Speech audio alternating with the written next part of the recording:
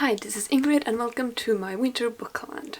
And today I just want to take a little bit of a moment to breathe and just talk about struggles that we have as booktubers. Because all international booktubers know the utter horror of watching one of your favorite books or series being translated into your own language and then having the title be totally irrelevant and stupid. You live forever with the knowledge that people could have been turned away from this amazing series because of the cringy title that it had. So therefore I will now go ahead and point out some of the most stupid changes that Norwegian publishers have made to book titles in an attempt to make them realize how you don't need to change the title completely and ruin the entire point of the title itself. Firstly, I want to mention that I had to fight to find these titles because YA books in Norway are completely impossible to find on online bookstores. Mainly because no bookshop in Norway knows how to create a proper archive for books that you can buy, and it's no wonder that teenagers in Norway don't like to read when the first thing they're greeted by when they go into the teenager section on the bookshop's site is Peppa the fucking Pig. There's one major problem though, and that is the fact that there are not many translations, because the Norwegian publishing industry is arrogant to the highest degree, and instead of marveling about the fact that English books make teens read more, they focus on the fact that there are not many Norwegian books that are published, and oh my god, Americans are taking over our industry with their trashy books. So I think I can tell that I have like a small problem with the Norwegian book industry, but I hope to not make this video a rant about that.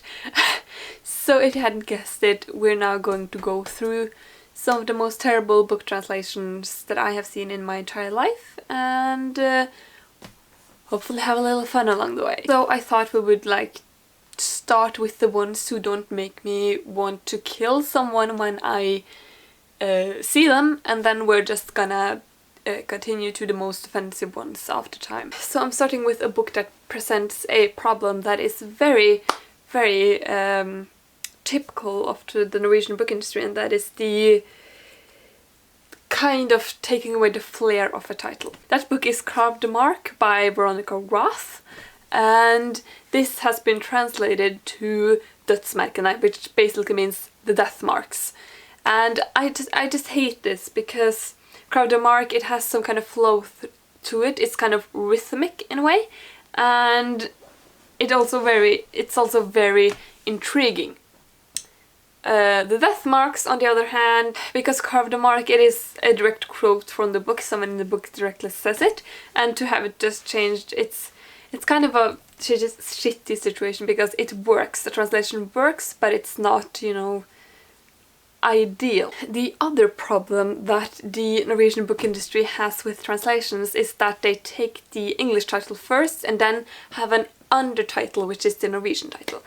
They ran into this problem with the Divergent series, because the first Divergent book I think had an undertitle, and then when the second book came out and it was called Allegiant, they were just like, oh my god, we fucked up. Just having a Norwegian undertitle is stupid, so therefore the second book is not named Allegiant, it's named Divergent the Lojale, which means the loyal.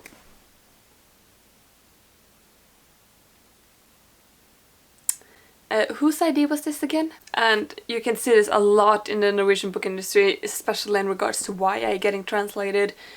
It's just this kind of disconnect. I don't think they expect the second book to come out in Norwegian or something, because it's such a stupid decision to do. The thing is, like, there are some good translation as well, and like they prove that it's not hard. For example, Neverworld Wake, just translated to I Alle Verdens Svake, the exact same thing. The Throne of Glass series are getting proper translations because the publishers don't think that they know what a story should be told better than the author themselves. And then in the middle here we're having a bit of an interlude because I just wanted to mention the most hilarious thing I've ever witnessed. So if you don't know about the Lunar Chronicles by Marissa Meyer, it is Myers. Yeah, Marissa Meyer. It's kind of this fairy tale retelling story. So each book is centered on a different fairy tale story and they all connect together. One of the major points of that is that the last book, Winter, which is based on Snow White, the Snow White character is black and is considered the fairest of them all. And it's kind of like that twist around. So I want to talk about the covers on this. Because the original covers have some bit of like sci-fi element because it's a sci-fi book. But the Norwegian publishers decided to go with fully like traditional fairy tale styles. But what happened with Winter was that they probably didn't read the book, I don't know, but Snow White on the cover is white. And the first book, Cinder, the Cinderella character, is also Asian.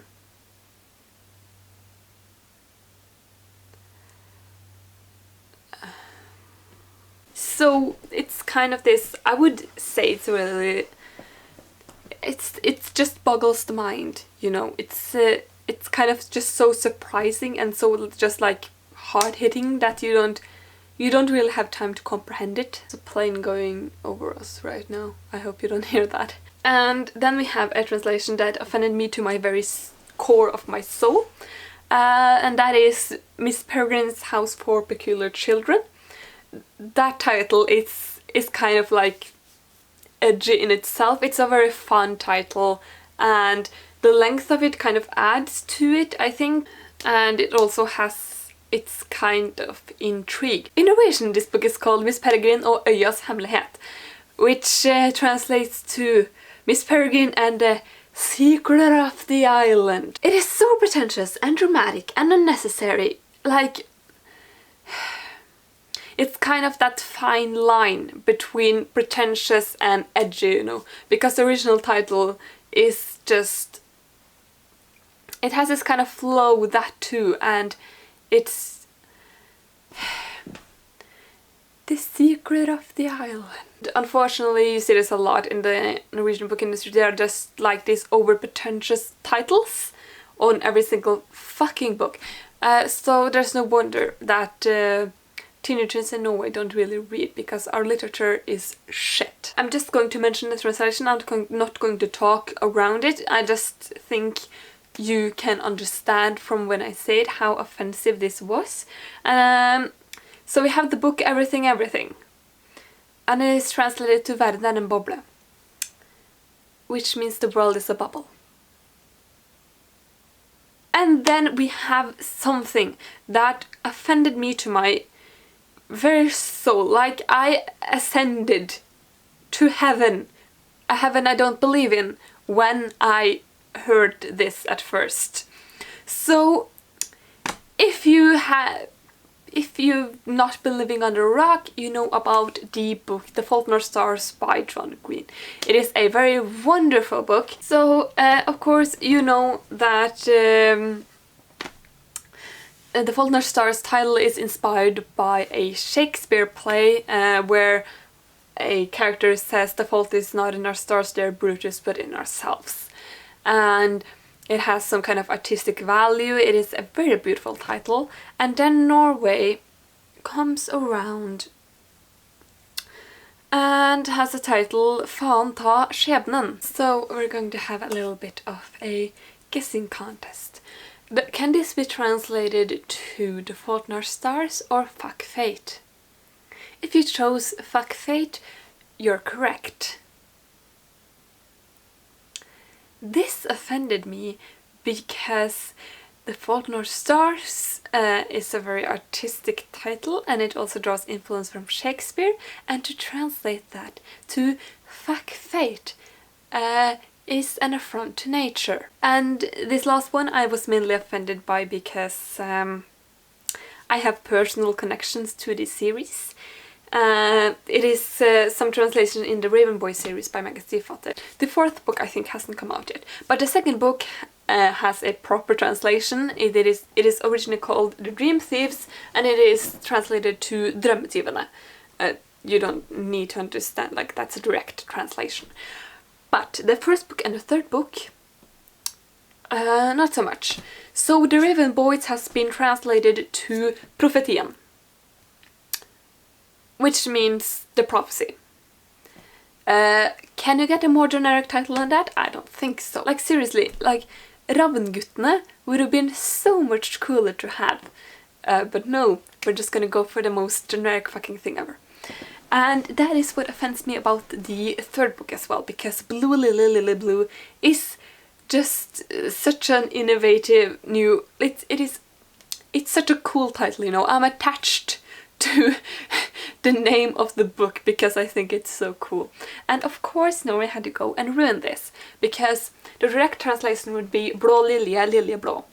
It is not perfect, but something could have been worked out of that.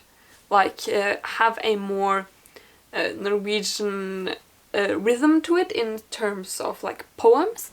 But no, instead they choose to translate it into Mellom speilene, which means between the mirrors. Like, okay? Like, okay? What?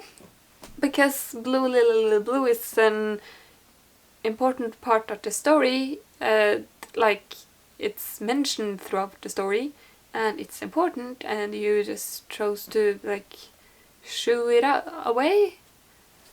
What? And I see this a lot. This is a big problem with, like, Norwegian books, like, titles that are important to, like, the plot are usually changed. I don't know why. I think maybe Norwegian publishers think we're stupid, or like that they think they'll spoil the books if they have that title. But honestly, I don't know. It's so ridiculous. So now you know what I have to suffer through as a Norwegian booktuber.